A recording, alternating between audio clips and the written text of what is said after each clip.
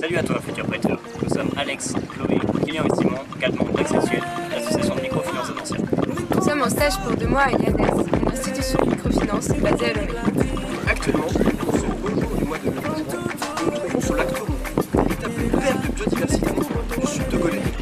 Dans ce premier épisode, nous allons parler de la microfinance en général, son histoire, ses enjeux et ses problématiques. Tout ça regroupé dans un court épisode passionnant et dynamique. Autopoint et Akoulou, je vous aime putain. Léo Lambert à Moussou, limité au nord par le Burkina Faso, au sud par l'océan Atlantique, à l'est par le Bénin, à l'ouest par le Ghana. Mon beau pays s'appelle le Togo.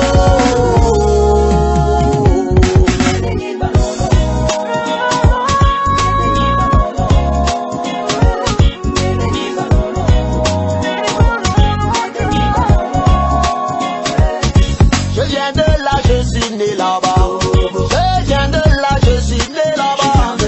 Au pays des Nanabendo, au pays des Guajakamou, Fontana Choumewe Chimumbe. Je viens de là, je suis né là-bas. En nous appuyant sur le guide de la microfinance de Boyer, Pourça et Ashtenberg, nous allons revenir sur son histoire récente. Si les premières tentatives de banques publiques pour financer les plus pauvres eurent lieu durant les années 60 dans les pays du Sud, ces banques étaient peu soucieuses de leur viabilité et suivaient une logique politique. Cela conduit ainsi à la fin de ces structures durant les années 70 et le problème pour l'accès au financement aux plus pauvres restait donc entier. C'est pour répondre à cette problématique que les premières expériences de microfinance modernes eurent lieu en Amérique latine et en Asie.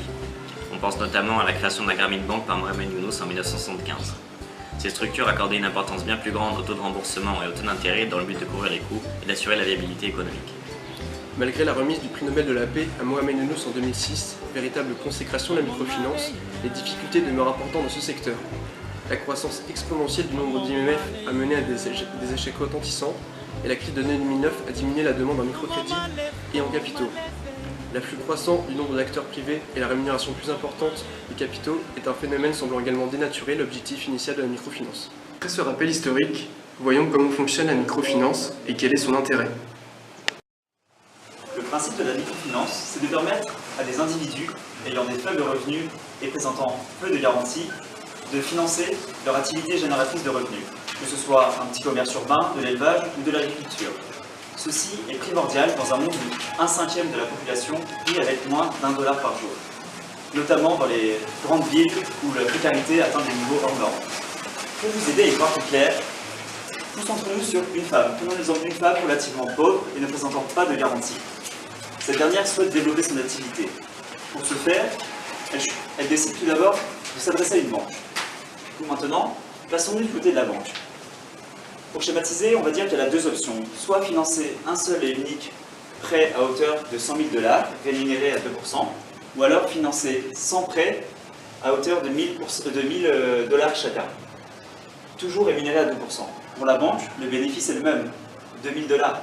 Par contre, en termes de coût, cela est totalement différent. Il y a 100 fois plus de travail dans la deuxième option, avec notamment les dossiers à gérer. Et aussi pour la banque, il est beaucoup plus difficile de vérifier la solvabilité de 100 clients plutôt que d'un. Du coup, la banque choisira la facilité, c'est-à-dire la première option.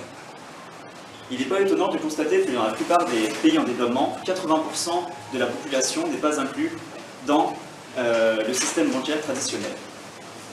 Une autre solution serait de s'adresser au secteur informel, c'est-à-dire que la femme, qu'on a présentée avant, ira s'adresser à une personne qui lui prêtera le montant qu'elle souhaite, mais à un taux aberrant. Et du coup, on voit bien que la femme aura énormément de difficultés à rembourser cet emprunt vu qu'elle est pauvre. Du coup, on voit bien que les deux solutions présentées présentent des inconvénients pour cette dame. Et alors que le financement reste nécessaire pour lancer ou développer son activité, et puis aussi pour répondre aux besoins en fonds de roulement, car avant de pouvoir vendre, il faut pouvoir acheter des marchandises. Or, les plus démunis ne présentent pas de fonds propres. On se demande alors quelle pourrait être la solution pour ces personnes. La microfinance est une innovation financière qui permet justement de répondre à ce besoin. Donc elle part du postulat que même les personnes les plus pauvres et les moins instruites sont capables à la fois de dégager du profit et de rembourser un emprunt.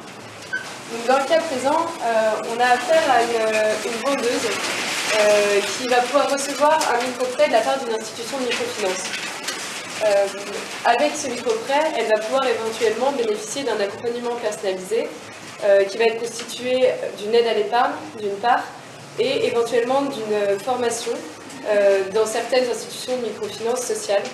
Donc c'est une formation qui va lui permettre d'apprendre à gérer son stock, à gérer son budget, et donc à la fois d'avoir une activité mieux entretenue, plus prospère, mais aussi c'est un moyen pour l'institution de microfinance d'avoir une certaine garantie que la personne va pouvoir rembourser l'emprunt, tout simplement. Donc ici on peut voir que grâce à son emprunt, la vendeuse a pu à la fois diversifier son activité, on voit qu'elle a des nouveaux produits proposés, et à la fois augmenter ses ventes car elle a plus de stock en fait, et du coup elle va pouvoir maximiser son profit et faire prospérer son activité. À l'heure actuelle, on compte plus de 10 000 institutions de microfinance dans le monde et plus de 150 millions de bénéficiaires. Donc on peut vraiment parler d'un secteur financier à part entière, avec à la fois des investisseurs publics et privés. Donc la microfinance permet vraiment à des millions de bénéficiaires d'augmenter à la fois leur épargne, leurs revenus et leur autonomie. Certaines institutions de microfinance dispensent des formations à la fois économiques et sociales pour les bénéficiaires. Ceci dans le but d'améliorer leur activité, mais aussi d'améliorer leurs conditions de vie. C'est ce qu'on appelle la microfinance sociale. Ce n'est toutefois pas l'unique modèle, il existe en effet d'autres types d'institutions de microfinance. Voyons maintenant ce qu'en pense Christian Gadanga, responsable exécutif de l'IADES, l'institution dans laquelle nous travaillons. Avec la microfinance financière, c'est que nous ne disons pas que nous cherchons une solution économique ou toute faite aux bénéficiaires. Par contre, nous voulons les accompagner, les aider dans leur activité de telle sorte qu'avec la gestion de l'activité, les formations, les accompagnements, elles puissent petit à petit devenir autonomes. Donc, au Togo, par exemple, très peu de structures ont cette vocation à accompagner les bénéficiaires avec des formations, avec des suivis chaque jour sur le terrain. Pour savoir si la microfinance disposait d'une certaine notoriété dans un pays en développement comme nous, nous avons décidé de nous renseigner auprès de quelques passants. Qu'est-ce que vous connaissez sur la microfinance ?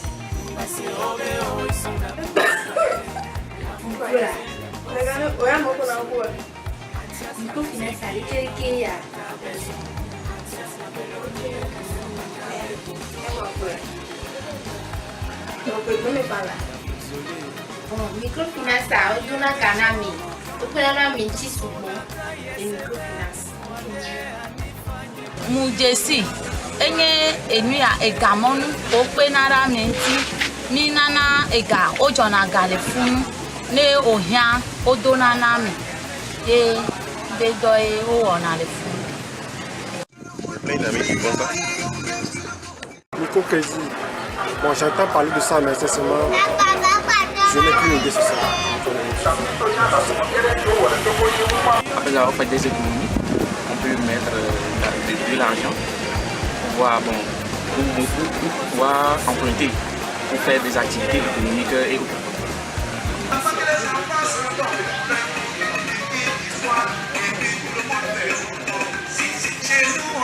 Comme on a pu le constater, la microfinance semble être un secteur mieux connu dans un pays en développement comme le Togo, plutôt qu'en France.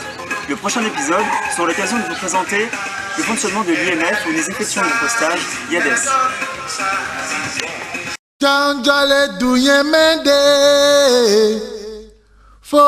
Village